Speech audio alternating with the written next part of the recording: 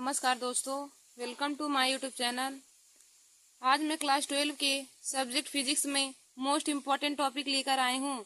तो देखिए दोस्तों, आज का हमारा यह वीडियो बोर्ड एग्जाम परीक्षा 2025 के लिए जो फरवरी में होने वाला है उसके लिए यह वीडियो बहुत ही महत्वपूर्ण है। तो दोस्तों, आप लोग हमारे इस वीडियो को जरूर देख लीजिए और अपने दोस्तों में भी शेयर कर लीजिए। देखिए दोस्तों, आज मैं क्लास 12 के सब्जेक्ट फिजिक्स में अति लघुत्तरी प्रश्न बताऊंगी। तो आज का हमारा टॉपिक है अति लघुत्तरी प्रश्न। देखिए दोस्तों, यूपी बोर्ड की परीक्षा के लिए आज का हमारा यह वीडियो बहुत ही महत्वपूर्ण है। तो जो स्टूडेंट क्लास 12 में है वे हमारे इस वीडियो को जरूर देख लें और अपने दोस्तों में भी शेयर कर लें। तो देखिए दोस्तों, हमारे यहाँ पे पहला क्वेश्चन दिया है कि दो आवेशों के बीच वैद्युत बल का सूत्र लिखिए और प्रयुक्त प्रतीकों के नाम लिखिए। दो आवेशों के बीच वैद्युत बल का सूत्र लिखना है हमें और उसमें प्रयुक्त संकेतों का अर्थ बताना है। तो देखिए दोस्तों, दो आवेशों के बीच लगने वाला वैद्युत बल F बराबर होता है 1/4 पाई एप्सिलॉन 0 इंटू Q1 Q2 अपान R स्क्वायर होता है। दो आवेशों के बीच लगने वाला वैद्युत बल F बराबर होता है 1/4 पाई एप्सिलॉन 0 Q1 Q2 अपान R स्क्वायर। देखिए दोस्तों, यही हमारा वैद्युत बल F बराबर फार्मूला होता है 1/4 पाई एप्सिलॉन 0 Q1 Q2 अपान में R स्क्वायर हमारा होता है 1/4 पाई एप्सिलॉन 0 Q1 Q2 अपान R स्क्वायर। यही हमारा वैद्युत बल F का फार्मूला होता है। तो देखिए दोस्तों, हम इसमें प्रयुक्त संकेतों का अर्थ भी हमें बताना है। तो हम लिखेंगे यहाँ पे, देखिए दोस्तों, जहाँ F बराबर हमारा बल है, F वैद्युत बल है, Q1 और Q2 आवेश है, Q1 Q2 आवेश है और जो स्मॉल r है यह बिंदु आवेश के बीच की दूरी है। जो स्मॉल r है यह बिंदु आवेश के बीच की दूरी है। स्मॉल r जो है दोस्तों वह बिंदु आवेशों के बीच की दूरी है।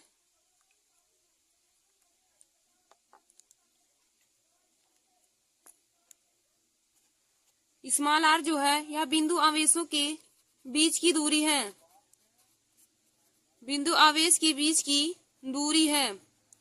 और देखिए दोस्तों, 1/4 पाई एप्सिलॉन 0 1/4 पाई एप्सिलॉन 0 जो इसका मान होता है 9 × 10⁻⁹ न्यूटन मीटर स्क्वायर प्रति कूलम स्क्वायर होता है।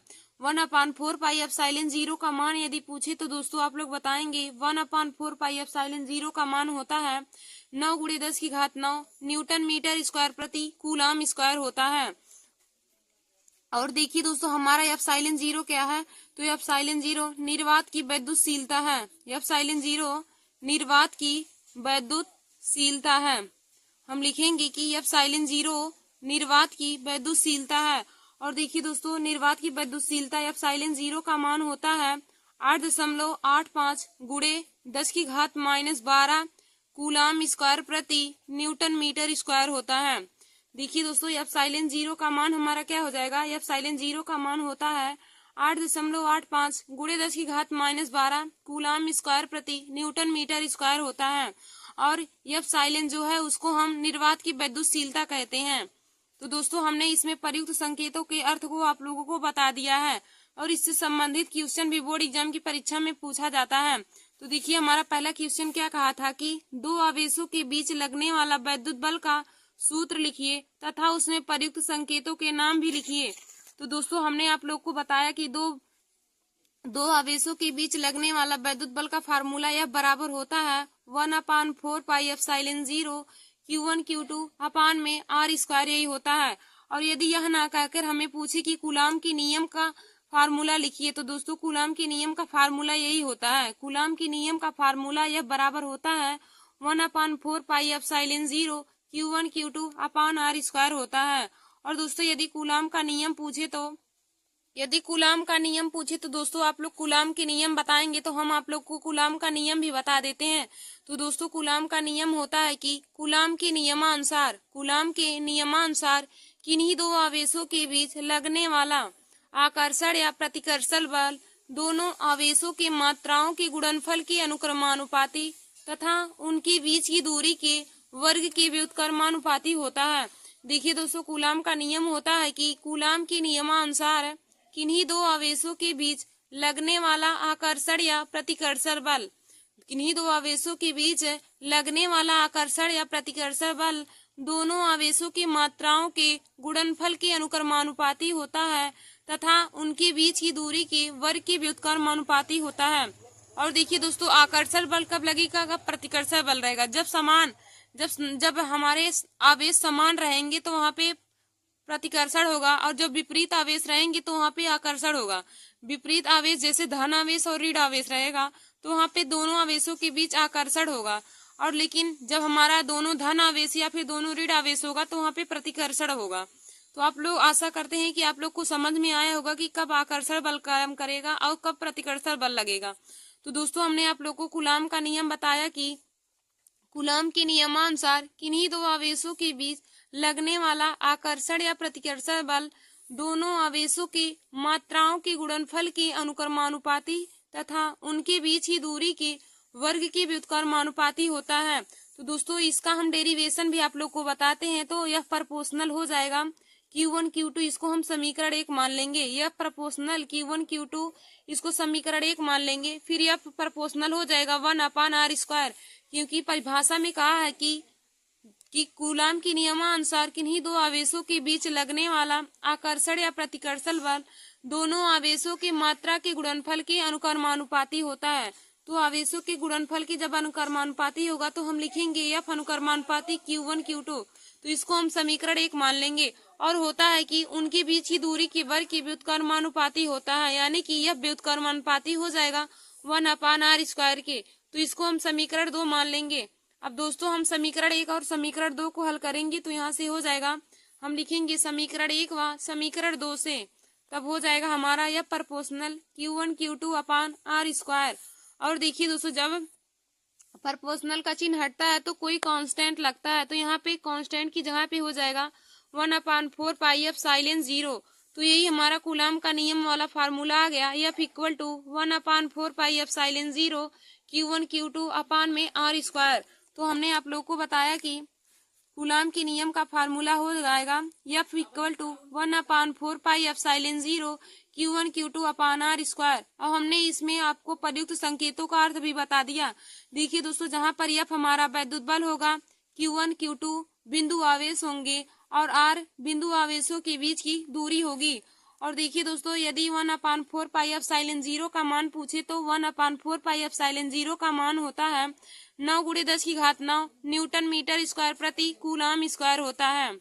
और यदि एप्सिलॉन पूछे तो देखिए दोस्तों, एप्सिलॉन0 निर्वात की वैद्युतशीलता होता है। एप्सिलॉन0 निर्वात की वैद्युतशीलता होता है, जिसका मान होता है 8.85 × 10⁻12 कूलाम स्क्वायर प्रति न्यूटन मीटर स्क्वायर।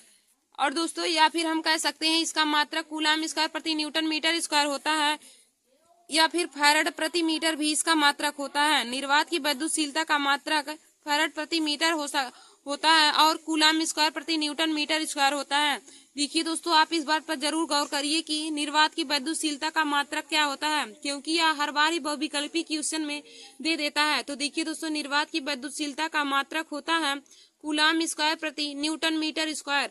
यदि कूलाम स्क्वायर प्रति न्यूटन मीटर स्क्वायर बहुविकल्पी में ना दिया हो, तो यदि फैराड प्रति मीटर दिया हो तो आप फैराड प्रति मीटर लगाएंगे, लेकिन यदि फैराड प्रति मीटर ना देकर कूलाम स्क्वायर प्रति न्यूटन मीटर स्क्वायर दिया हो तो वहां पे आप कूलाम स्क्वायर प्रति न्यूटन मीटर ही सही लगाएंगे। तो आशा करती हूँ कि आप लोगों को यह पहला क्वेश्चन समझ में आया होगा।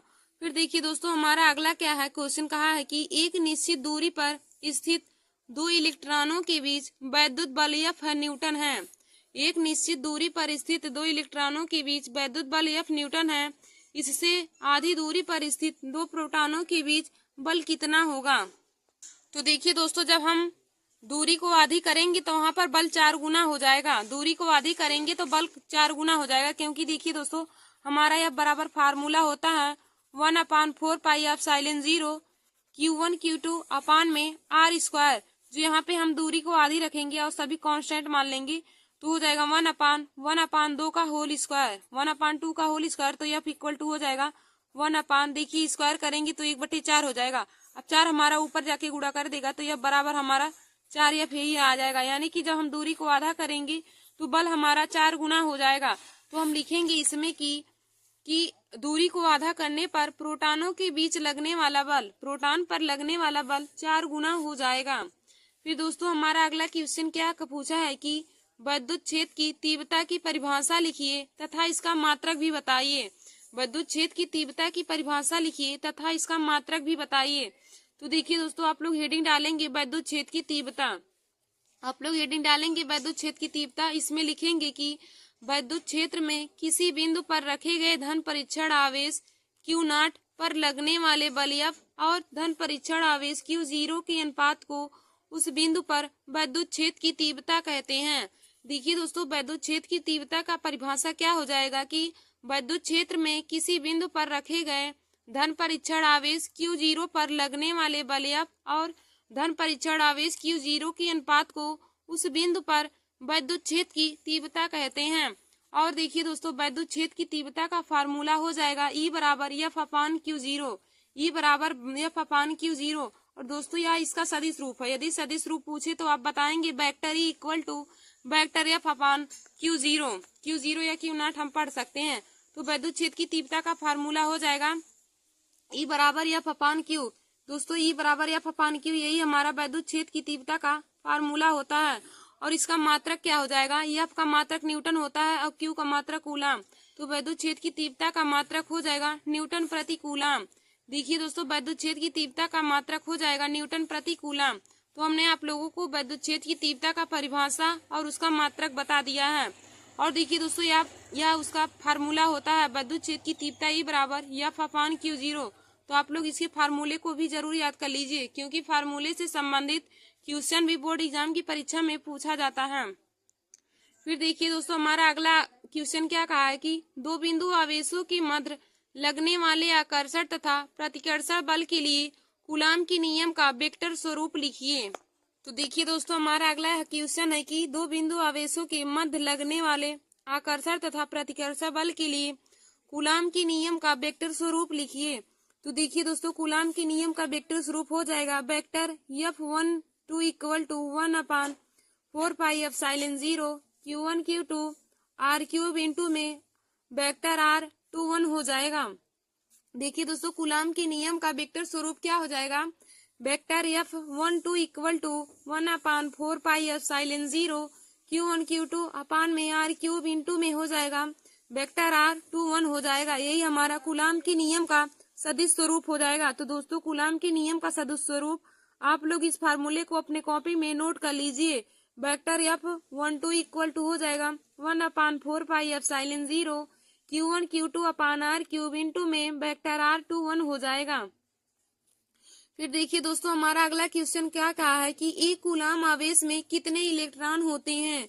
एक कूलाम आवेश में कितने इलेक्ट्रॉन होते हैं। तो यह हमारा दोस्तों यह हमारा क्वेश्चन है, यानी कि न्यूमेरिकल है। यह बोर्ड एग्जाम की परीक्षा में बहुत बार ही पूछा जा चुका है। तो यह बोर्ड एग्जाम की परीक्षा से बहुत ही महत्वपूर्ण है। तो दोस्तों, मैं इसे न्यूमेरिकल को आप लोग को सॉल्व करा देती हूँ कि एक कूलाम आवेश में कितने इलेक्ट्रॉन होते हैं। तो देखिए दोस्तों, हमारा क्वेश्चन कहा है कि एक कूलाम में कितने आवेश होते हैं। तो देखिए दोस्तों, हमारा Q का मान कितना दिया है, Q बराबर एक कूलाम है और हमें इलेक्ट्रॉनों की संख्या ज्ञात करना है। इलेक्ट्रॉन मतलब N का मान ज्ञात करना है और E बराबर होता है 1.6 गुणे 10 की घात -19 और हमें N का मान ज्ञात करना है। तो देखिए दोस्तों, हमारा फार्मूला क्या होता है, Q N E में संबंध होता है Q बराबर में N इंटू में E। Q और N E में हमारा संबंध होता है Q बराबर में N इंटू में E। और देखिए दोस्तों, हमें N का मान निकालना है। तो N बराबर यहाँ से हो जाएगा Q अपान में E और Q का मान 1 दिया है। E का मान होता है 1.6 गुणे 10 की घात -19। E का मान होता है 1.6 गुणे 10 की घात -19। अब देखिए दोस्तों, हम यहाँ से जब दशमलव हटाएंगे तो ऊपर नीचे हमें 10 का गुणा करना पड़ेगा। तो हम लिख देंगे 10 और बटे में हम और गुणे में देखिए दोस्तों, हम 10 की घात माइनस नीचे 19 है, ऊपर जाएगा तो 10 की घात 19 हो जाएगा। बटे में हमारा 16 हो जाएगा। यहाँ से जब हम ऊपर नीचे 10 का गुणा करेंगे तो जब 1.6 में 10 का करेंगे तो 16 हो जाएगा। और यहाँ पे 1 है, जब उसमें 10 का गुणा करेंगे तो 10 हो जाएगा। अब दोस्तों काटते हैं, देखिए 2 अट्ठे 16, 2 पंचे 10 हो जाएगा। और जब हम भाग देंगे तो यहाँ पे हो जाएगा 0.625 गुणे में 10 की घात 19 हो जाएगा। अब देखिए दोस्तों, फिजिक्स में रूल होता है कि एक अंक पर हमें दशमलव लाना रहता है। तो हम जब दशमलव इधर है इधर ले जाएंगे तो एक घात हमारा घट जाता है। तो हो जाएगा 6.25 गुणे में 10⁻18 कूलाम हो जाएगा। हमें इलेक्ट्रॉनों का मान ज्ञात करना, तो यहाँ पे इलेक्ट्रॉन हो जाएगा। इलेक्ट्रॉनों की संख्या हमारा n बराबर हो जाएगा 6.25 गुणे 10⁻18 इलेक्ट्रॉन हो जाएगा। तो देखिए दोस्तों, हमारा क्वेश्चन क्या कहा था कि 1 कूलाम आवेश में कितना इलेक्ट्रॉन होते हैं। तो हमने सॉल्व किया, हमारा आया 1 कूलाम आवेश में 6.25 गुणे 10⁻18 इलेक्ट्रॉन होते हैं। तो दोस्तों, हम एक बार आप लोग को फिर से यह सवाल बता देते हैं। तो हमारा क्वेश्चन में कहा था कि 1 कूलाम आवेश में कितने इलेक्ट्रॉन होते हैं। तो देखिए दोस्तों, क्यू का मान क्वेश्चन में 1 कूलाम दिया है और ई का इलेक्ट्रॉन पर आवेश होता है 1.6 गुणे 10⁻−19। दोस्तों, कभी कभी बहुविकल्पी क्वेश्चन में पूछ लेता है कि इलेक्ट्रॉन पर कितना आवेश होता है। तो देखिए दोस्तों, इलेक्ट्रॉन पर 1.6 गुणे 10⁻−19 आवेश होता है कूलाम, और हमें एन का मान ज्ञात करना है। तो एन बराबर हम क्वेश्चन मार्क लिख देंगे। और देखिए दोस्तों, क्यू एन और ई में क्या संबंध होता है। क्यू बराबर होता है एन इंटू में ई। क्यू बराबर होता है एन इंटू में ई। अब हमें एन का मान निकालना है, तो हम अब एन का मान जब निकालेंगे तो यहाँ से तो एन बराबर हो जाएगा क्यू अपान में ई। तो एन बराबर हम लिख देंगे क्यू अपान में ई। तो यहाँ से हो जाएगा क्यू का मान 1 और ई का मान 1.6 गुणे 10⁻−19। तो दोस्तों, यहाँ से हो जाएगा। अब हम दशमलव हटाने के लिए ऊपर नीचे 10 का गुणा करेंगे। तो यहाँ पे 1 है, 10 का गुणा करेंगे तो 10 हो जाएगा। और देखिए दोस्तों, 10⁻−19 है। हम ऊपर जब इस घात को भेजेंगे तो ऊपर जाने के बाद यह घात प्लस हो जाएगा, यानी कि हो जाएगा 10 गुणे में 10⁻19 और बटे में हमारा 16 हो जाएगा। अब 16 और 10 को हम काटेंगे तो 200, देखिए 2 पंचे 10 हो जाएगा और 2 अट्ठे 16। अब 8 से हम 5 में जब भाग देंगे तो आ जाएगा 0.625 गुणे में 10⁻19। जब हम 8 से 5 में भाग देंगे तो हो जाएगा 0.625 गुणे 10⁻19। अब देखिए दोस्तों, हमने आप लोगों को आगे बताया है कि फिजिक्स में एक अंक पर दशमलव लाया जाता है। तो जब यह दशमलव यहाँ जाएगा, यहाँ पे हो जाएगा 6.25 गुणे में 10⁻18 हो जाएगा। जब एक अंक पे दशमलव जाएगा तो हमारा एक घात घट जाएगा। बाईं और दाईं ओर जाने पर घात घट जाती है और बाईं ओर जाने पर घात हमारी बढ़ जाती है। तो यहाँ पे हो जाएगा 6.25 गुणे 10⁻18 इलेक्ट्रॉन। तो हमें इलेक्ट्रॉनों का मान ज्ञात करना था, तो इलेक्ट्रॉनों का मान आ गया 6.25 गुणे 10⁻18। तो दोस्तों, यह न्यूमेरिकल हमारा इसी तरह लगेगा। आप लोग इसको जरूर तैयार कर लीजिए, क्योंकि यह बहुत बार ही बोर्ड एग्जाम की परीक्षा में पूछा जा चुका है। फिर देखिए दोस्तों, हमारा अगला क्वेश्चन क्या है कि वैद्युत फ्लक्स की परिभाषा लिखिए एवं मात्रक भी बताइए। वैद्युत फ्लक्स की परिभाषा एवं मात्रक लिखिए। तो दोस्तों, आप हेडिंग डाल लीजिए वैद्युत फ्लक्स। हेडिंग डालेंगे वैद्युत फ्लक्स आप लोग, तो इसमें लिखेंगे किसी पृष्ठ से गुजरने वाली वैद्युत बल रेखाओं की संख्या वैद्युत फ्लक्स कहलाती है। किसी पृष्ठ से होकर गुजरने वाली वैद्युत बल रेखाओं की संख्या को वैद्युत फ्लक्स कहते हैं। और देखिए दोस्तों, वैद्युत फ्लक्स फाई बराबर होता है क्यू अपान एप्सिलॉन 0। यहाँ पे हमारा अगले क्वेश्चन में पूछा है कि गैस का परमेय, तो वैद्युत फ्लक्स फाई बराबर ई इंटू ए होता है। देखिए दोस्तों, वैद्युत फ्लक्स फाई का फार्मूला होता है, वैद्युत फ्लक्स फाई बराबर होता है ई इंटू में ए। यह हमारा वैद्युत फ्लक्स फाई का फार्मूला होता है। तो वैद्युत फ्लक्स फाई बराबर हो जाएगा ई इंटू में ए। तो दोस्तों, इसमें हम प्रयुक्त संकेतों के अर्थ को बताते हैं आप लोग को। तो फाई देखिए हमारा वैद्युत फ्लक्स है, फाई वैद्युत फ्लक्स है। ई वैद्युत क्षेत्र की तीव्रता है, ई जो है वैद्युत क्षेत्र की तीव्रता है। ई है वैद्युत क्षेत्र की तीव्रता। और दोस्तों, ए है या क्षेत्रफल है, ये हमारा क्षेत्रफल है। फाई वैद्युत फ्लक्स है, फाई वैद्युत फ्लक्स है, ई वैद्युत क्षेत्र की तीव्रता और ए क्षेत्रफल है। तो वैद्युत फ्लक्स फाई बराबर हो जाएगा ई इंटू में ए। वैद्युत फ्लक्स फाई का फार्मूला होता है ई इंटू में ए। और देखिए दोस्तों, इसमें हमने आप लोग को बताया कि जहाँ पर फाई वैद्युत फ्लक्स है, ई वैद्युत क्षेत्र की तीव्रता है और ए क्षेत्रफल है। तो यहाँ पे हमें क्वेश्चन में कहा था कि वैद्युत फ्लक्स की परिभाषा एवं मात्रक लिखिए। तो देखिए दोस्तों, वैद्युत फ्लक्स का परिभाषा क्या हो जाएगा कि किसी पृष्ठ से होकर गुजरने वाली वैद्युत बल रेखाओं की संख्या के माप को उस पृष्ठ का वैद्युत फ्लक्स कहते हैं। किसी पृष्ठ से होकर गुजरने वाली वैद्युत बल रेखाओं की संख्या के माप को उस पृष्ठ का वैद्युत फ्लक्स कहते हैं। और हमने आप लोग को बताया कि वैद्युत फ्लक्स फाई बराबर हो जाएगा फार्मूला, वैद्युत फ्लक्स फाई बराबर ई इंटू में ए, जहां पर फाई वैद्युत फ्लक्स है, ई वैद्युत क्षेत्र की तीव्रता है और ए क्षेत्रफल है। और देखिए दोस्तों इसका मात्रक क्या हो जाएगा, तो वैद्युत फ्लक्स का मात्रक हो जाएगा न्यूटन मीटर स्क्वायर प्रति कूलम। वैद्युत फ्लक्स का मात्रक हो जाएगा न्यूटन मीटर स्क्वायर प्रति कूलम हो जाएगा। फिर देखिए दोस्तों हमारा अगला क्या क्वेश्चन कहा है कि स्थिर वैद्युतिकी में गैस के प्रमेय को गणितीय रूप में लिखिए। स्थिर वैद्युतिकी में गैस के प्रमेय को गणितीय रूप में लिखिए। तो देखिए दोस्तों गैस का प्रमेय फाई ई बराबर होता है Q upon epsilon zero. Gauss का प्रमेय होता है phi E equal to Q upon epsilon zero. तो देखिए दोस्तों हम आप लोगों को गाउस का प्रमेय भी बता देते हैं। गाउस का प्रमेय यह भी बहुत ही बोर्ड एग्जाम की परीक्षा के लिए बहुत ही महत्वपूर्ण टॉपिक है, क्योंकि यह हर बार ही बोर्ड एग्जाम की परीक्षा में पूछा जाता है। तो देखिए दोस्तों आप लोग हेडिंग डालेंगे गाउस का प्रमेय, तो गाउस का प्रमेय में लिखेंगे कि कार्ल फ्रिजरिच ने अपने प्रयोगों का अध्ययन करके बताया कि किसी बंद पृष्ठ से होकर गुजरने वाला वैद्युत फ्लक्स उस पृष्ठ द्वारा परिबद्ध कुल आवेश का 1/एप्सिलॉन गुने के बराबर होता है। किसी बंद पृष्ठ से होकर गुजरने वाला वैद्युत फ्लक्स उस पृष्ठ द्वारा परिबद्ध कुल आवेश Q का 1/एप्सिलॉन गुने के बराबर होता है। हमारा गाउस का प्रमेय होता है कि किसी बंद पृष्ठ से होकर गुजरने वाला वैद्युत फ्लक्स उस पृष्ठ द्वारा परिबद्ध कुल आवेश Q का 1/एप्सिलॉन गुने के बराबर होता है। तो दोस्तों वैद्युत फ्लक्स फाई ई का फार्मूला हो जाएगा फाई ई बराबर हो जाएगा Q अपान एप्सिलॉन जीरो। फाई ई बराबर हो जाएगा Q अपान एप्सिलॉन जीरो। और देखिए दोस्तों जहां पर फाई ई हमारा वैद्युत फ्लक्स है, Q आवेश है और एप्सिलॉन जीरो निर्वात की वैद्युतशीलता है। एप्सिलॉन जीरो निर्वात की वैद्युतशीलता है।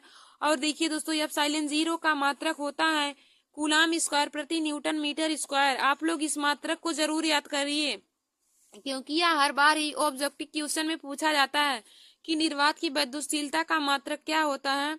तो दोस्तों निर्वात की वैद्युतशीलता का मात्रक होता है कूलम स्क्वायर प्रति न्यूटन मीटर स्क्वायर होता है। फिर देखिए दोस्तों हमारा अगला क्वेश्चन क्या कहा है कि वैद्युत क्षेत्र की तीव्रता तथा वैद्युत विभवांतर में क्या संबंध है। वैद्युत क्षेत्र की तीव्रता तथा वैद्युत विभवांतर में क्या संबंध है। तो देखिए दोस्तों वैद्युत क्षेत्र की तीव्रता ई तथा वैद्युत विभवांतर बी में संबंध होता है E equal to V upon D होता है। वैद्युत क्षेत्र की तीव्रता ई बराबर होता है वी अपान डी। देखिए दोस्तों जहां पर कैपिटल ई जो है वैद्युत क्षेत्र की तीव्रता है, बी वैद्युत विभवांतर है और डी दोनों बिंदु आवेशों के बीच की दूरी है। तो दोस्तों वैद्युत क्षेत्र की तीव्रता ई तथा वैद्युत विभवांतर में संबंध क्या होता है। तो वैद्युत क्षेत्र की तीव्रता ई तथा वैद्युत विभवांतर में संबंध हो जाएगा E equal to V upon D. यही हमारा वैद्युत क्षेत्र की तीव्रता तथा वैद्युत विभवांतर में संबंध हो जाएगा E equal to V upon D. देखिए दोस्तों जहां पर E वैद्युत क्षेत्र की तीव्रता, B वैद्युत विभवांतर और D दोनों आवेशों के बीच की दूरी है। फिर दोस्तों अगला हमारा क्वेश्चन क्या बोला है कि आवेशों के मध्य लगने वाले वैद्युत बल की सहायता से वैद्युत क्षेत्र की तीव्रता वैद्युतशीलता एप्सिलॉन जीरो का वीमी समीकरण निकालिए। आवेशों के मध्य लगने वाले वैद्युत बल की सहायता से वैद्युतशीलता यानी कि एप्सिलॉन जीरो का वीमी समीकरण हमें निकालना है।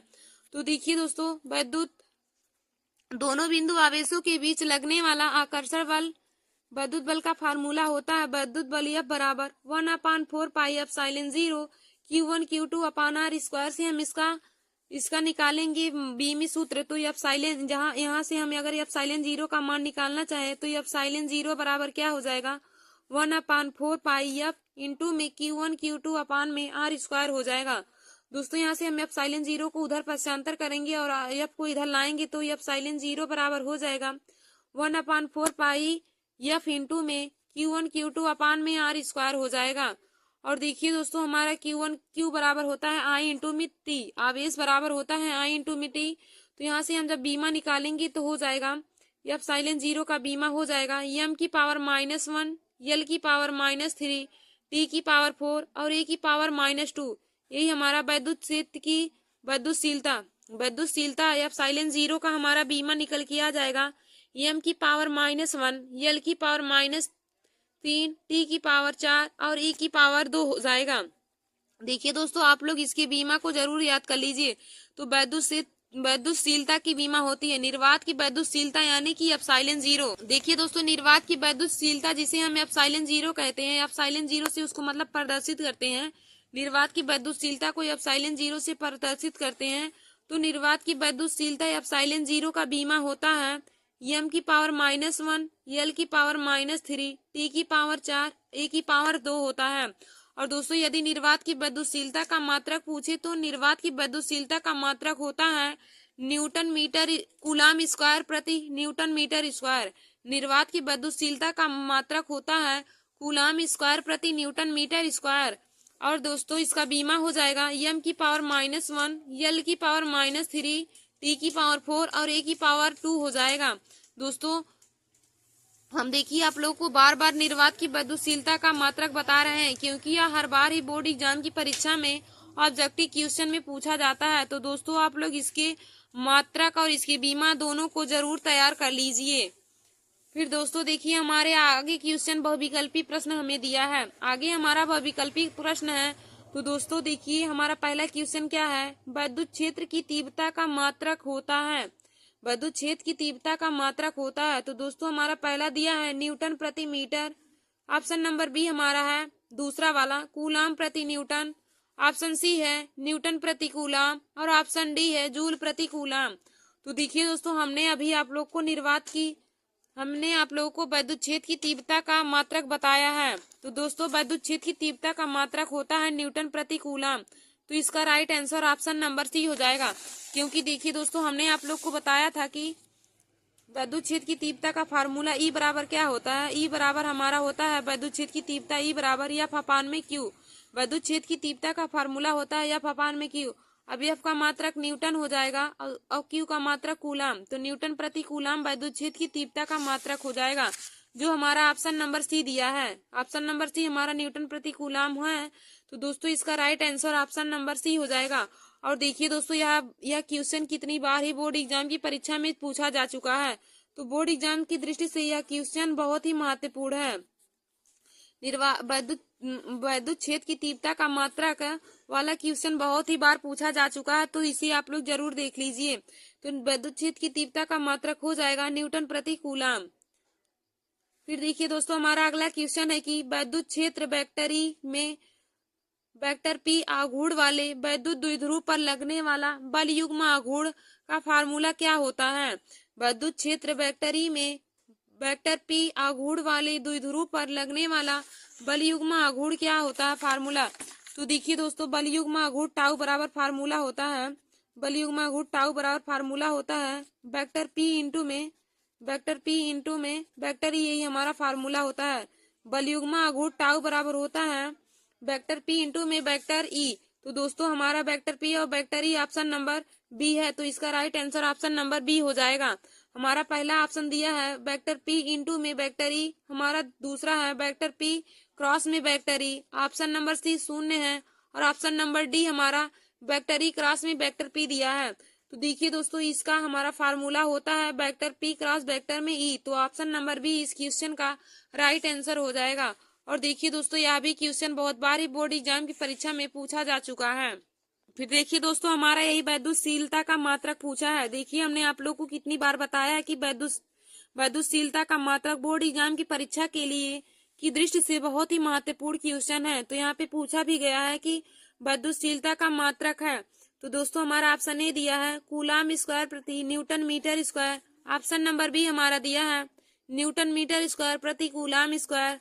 ऑप्शन नंबर सी है न्यूटन प्रति कूलाम और ऑप्शन नंबर डी हमारा है न्यूटन इंटू वोल्ट प्रति मीटर स्क्वायर।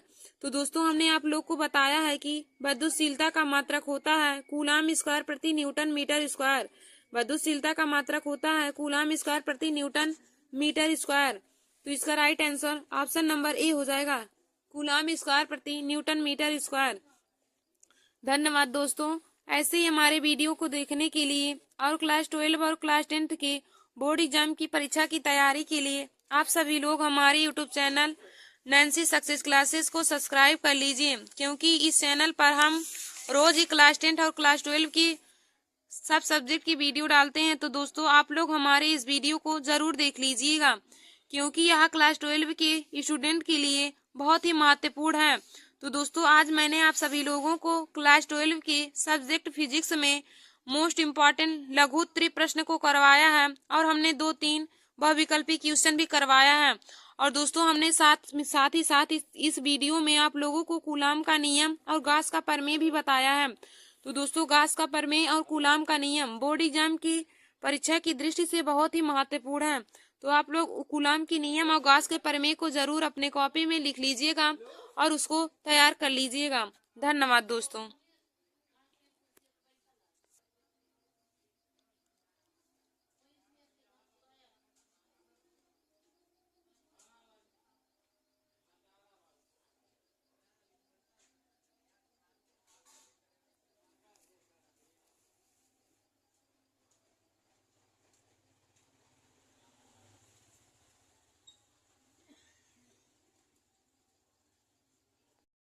नमस्कार दोस्तों, welcome to my YouTube channel. आज मैं आप सभी लोगों के लिए क्लास 12 के सब्जेक्ट फिजिक्स में मोस्ट इम्पॉर्टेंट टॉपिक लेकर आए हूँ। तो देखिए दोस्तों आज का हमारा टॉपिक है विद्युत धारा तथा अनुगमन वेग में संबंध। देखिए दोस्तों विद्युत धारा तथा अनुगमन वेग में संबंध हर बार ही बोर्ड एग्जाम की परीक्षा में पूछा जाता है। तो दोस्तों आप लोग हमारे इस वीडियो को जरूर देख लीजिए, और अब की बार भी बोर्ड एग्जाम की परीक्षा में विद्युत धारा तथा अनुगमन वेग में संबंध जरूर पूछा जाएगा। तो दोस्तों बोर्ड एग्जाम की परीक्षा की दृष्टि से यह हमारा जो टॉपिक है यह बहुत ही महत्वपूर्ण है। तो देखिए दोस्तों हम आप लोगों को आज विद्युत धारा तथा अनुगमन वेग में संबंध बताएंगे। उससे पहले हम आप लोगों को विद्युत धारा तथा अनुगमन वेग का परिभाषा बता देते हैं।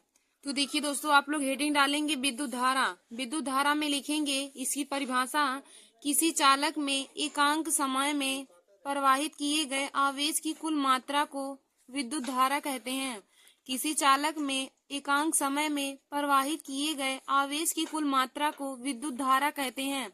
देखिए दोस्तों जब किसी भी चालक में एकांक समय में आवेश की मात्रा प्रवाहित की जाती है तो उसी को ही विद्युत धारा कहा जाता है। और विद्युत धारा यह एक अदिश राशि होती है।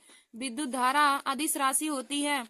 और दोस्तों यदि किसी चालक में t समय में प्रवाहित आवेश Q हो तो विद्युत धारा I बराबर हमारा फार्मूला हो जाएगा, I बराबर हो जाएगा Q/T। हमारा फार्मूला I बराबर हो जाएगा Q/T। देखिए दोस्तों यहाँ पे I विद्युत धारा है, Q आवेश है और T समय है। तो जब किसी चालक में एकांक समय में आवेश की मात्रा प्रवाहित की जाती है तो उसी को विद्युत धारा कहा जाता है। और देखिए दोस्तों विद्युत धारा एक अदिश राशि है। यदि पूछे कि विद्युत धारा कौन सी राशि है तो आप लोग बताएंगे विद्युत धारा एक अदिश राशि है। और दोस्तों विद्युत धारा का फार्मूला होता है, विद्युत धारा I इक्वल टू होता है Q/T, जहाँ पे I विद्युत धारा है, Q आवेश है और T समय है। देखिए दोस्तों इसका मात्रक यदि हम निकालना चाहे तो विद्युत धारा का मात्रक हो जाएगा कूलाम प्रति सेकेंड हो जाएगा। कूलाम का मात्रक आवेश का मात्रक कूलाम होता है और समय का मात्रक सेकेंड होता है। तो कूलाम प्रति सेकेंड विद्युत धारा का मात्रक हो जाएगा, या फिर हम कह सकते हैं एम्पियर। एम्पियर भी विद्युत धारा का मात्रक होता है, और आवेश और कूलाम प्रति सेकेंड दोनों दोस्तों विद्युत धारा का मात्रक हो जाएगा।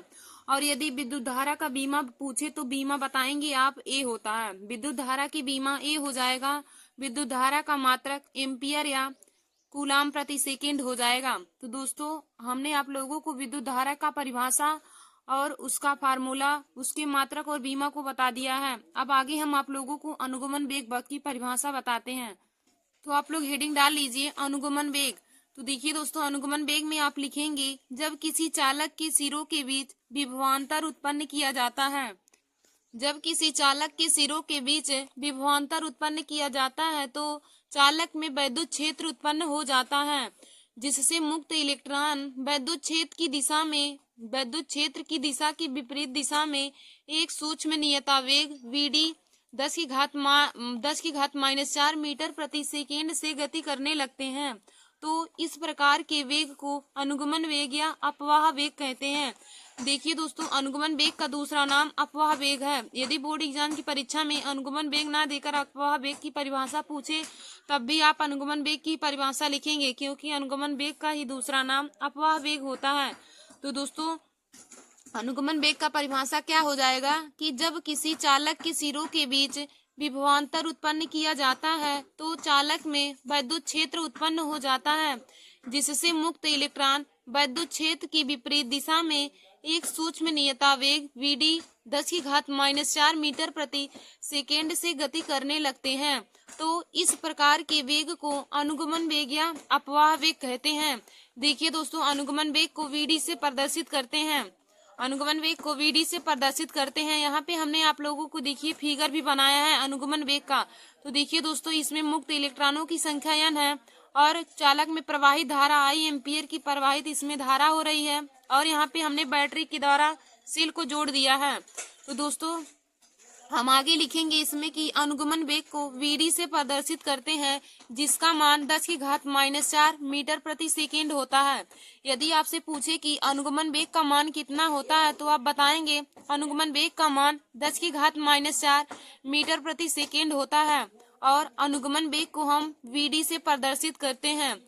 तो दोस्तों देखिए, अनुगमन वेग का परिभाषा और हमने विद्युत धारा का परिभाषा और उसका मात्रक और फार्मूला हमने आप लोगों को बता दिया। अब हम आज की टॉपिक को पढ़ेंगे। हमारा टॉपिक है कि विद्युत धारा तथा अनुगमन वेग में संबंध। अब हम आप लोगों को विद्युत धारा तथा अनुगमन वेग में संबंध वाला फार्मूला का डेरिवेशन कराएंगे। तो दोस्तों, इसमें आप हेडिंग डाल लीजिए विद्युत धारा तथा अनुगमन वेग में संबंध।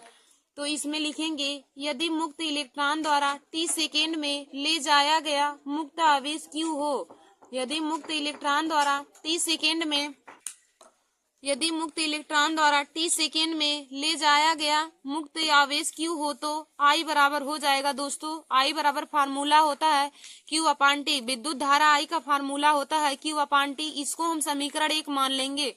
फिर देखिए दोस्तों, आगे हमारा हो जाएगा कि माना कि चालक में अनुप्रस्थ काट का क्षेत्रफल a एवं एकांक आयतन में मुक्त इलेक्ट्रॉनों की संख्या n है। माना किसी चालक में अनुप्रस्थ काट क्षेत्रफल a एवं एकांक आयतन में मुक्त इलेक्ट्रॉनों की संख्या n है, तो 1 सेकेंड में इलेक्ट्रॉनों द्वारा किया गया मुक्त आयतन, तो 1 सेकेंड में मुक्त इलेक्ट्रॉनों द्वारा किया गया आयतन दोस्तों हो जाएगा a इंटू में Vd।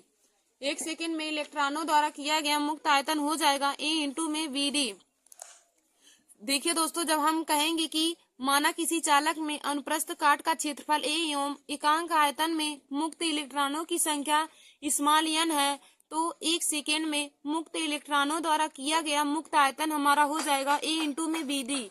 a इंटू में Vd, a क्षेत्रफल है और Vd हमारा अनुगमन वेग है। फिर हम आगे देखेंगे, चूंकि 1 सेकेंड में प्रवाहित इलेक्ट्रॉनों की संख्या, चूंकि 1 सेकेंड में प्रवाहित इलेक्ट्रॉनों की संख्या क्या हो जाएगा, इसी में हम n का गुणा कर देंगे, क्योंकि यहाँ पे हमें इलेक्ट्रॉनों की संख्या पूछी है तो हम इसी क्षेत्रफल में n को भी गुणा कर देंगे, तो हो जाएगा a इंटू में Vd गुणे में n हो जाएगा। फिर हम आगे देखेंगे, इसलिए t सेकेंड में प्रवाहित इलेक्ट्रॉनों की संख्या। देखिए दोस्तों, जब 1 सेकेंड में प्रवाहित इलेक्ट्रॉनों की संख्या a गुणे Vd गुणे n है, तो t सेकेंड में प्रवाहित इलेक्ट्रॉनों की संख्या जब हम निकालेंगे तो इसी में हम t का गुणा कर देंगे, तो हमारा हो जाएगा a गुणे Vd into n into t हो जाएगा। फिर दोस्तों हमारा आगे हो जाएगा, इसलिए 1 सेकेंड में प्रवाहित आवेश, तो प्रवाहित आवेश Q बराबर हो जाएगा, Q बराबर हमारा होता है n इंटू में E। तो यहाँ पे हम n और E का, En हमारा दिया है, E का इसमें बस हम गुणा कर देंगे इक्वेशन में, तो हमारा हो जाएगा a गुणे Vd गुणे t इंटू में यानी इसको हम समीकरण 2 मान लेंगे। देखिए दोस्तों, t सेकेंड में प्रवाहित इलेक्ट्रॉनों की संख्या है a गुणे Vd गुणे n गुणे में t, और जब हम 1 सेकेंड में प्रवाहित आवेश की मात्रा निकालेंगे तो आवेश की मात्रा Q बराबर हो जाएगा a गुणे में Vd गुणे में t गुणे में n इंटू में E। इसको हम समीकरण 2 मान लेंगे। अब देखिए दोस्तों, हम आगे लिखेंगे कि समीकरण 1 में Q का मान रख देने पर, अब दोस्तों देखिए हमने यहाँ पे समीकरण 1 क्या माना है, I बराबर Q/T। अब हम इसी समीकरण 1 में Q का मान रखेंगे तो हमारा हो जाएगा I बराबर में a इंटू Vd गुणे t इंटू n अपान में t हो जाएगा। अब देखिए दोस्तों, t से t कैंसिल हो जाएगा तो बचेगा हमारा I बराबर a Vd n E। I बराबर बचेगा a Vd n E। तो हमारा फार्मूला निकल के आ गया विद्युत धारा तथा अनुगमन वेग में संबंध का I बराबर n E a Vd। यही हमारा अनुगमन वेग तथा विद्युत धारा अनुगमन वेग तथा विद्युत धारा में संबंध का फार्मूला होता है। विद्युत धारा तथा अनुगमन वेग में संबंध का फार्मूला होता है दोस्तों I बराबर NE/AVD। देखिए दोस्तों यहाँ पे I विद्युत धारा है, A क्षेत्रफल है, VD अनुगमन वेग है, N इलेक्ट्रॉनों की संख्या है और E इलेक्ट्रॉन पर आवेश होता है। हमने यहाँ पे आपको प्रयुक्त संकेतों के अर्थ को बताया दोस्तों। I देखिए विद्युत धारा है, A क्षेत्रफल है, VD अनुगमन वेग है, N इलेक्ट्रॉनों की संख्या है और E है इलेक्ट्रॉन पर आवेश कितना होता है। तो दोस्तों इलेक्ट्रॉन पर आवेश 1.6 × 10⁻⁻⁰ कूलाम होता है। तो देखिए दोस्तों आज हमने आप लोगों को क्लास 12 के सब्जेक्ट फिजिक्स में मोस्ट इम्पॉर्टेंट टॉपिक बताया। तो हमारा आज का टॉपिक है विद्युत धारा तथा अनुगमन वेग में संबंध। विद्युत धारा तथा अनुगमन वेग में संबंध। देखिए दोस्तों यहाँ पर अगर अनुगमन वेग ना देकर अपवाह वेग कहे कि विद्युत धारा तथा अपवाह वेग में संबंध का फार्मूला प्राप्त कीजिए, तब भी आप इसी डेरिवेशन को करेंगे, क्योंकि अनुगमन वेग का दूसरा नाम ही अपवाह वेग होता है। तो हमने आप लोग को बताया विद्युत धारा तथा अनुगमन वेग में संबंध का फार्मूला होता है I बराबर NE/AVD। यहाँ पे I विद्युत धारा है, A क्षेत्रफल है, VD अनुगमन वेग है, N इलेक्ट्रॉनों की संख्या है और E इलेक्ट्रॉन पर आवेश होता है। और दोस्तों यदि पूछे कि इलेक्ट्रॉन पर आवेश कितना होता है तो आप बताएंगे एक इलेक्ट्रॉन पर आवेश 1.6 × 10⁻⁻⁰ कूलाम होता है। धन्यवाद दोस्तों।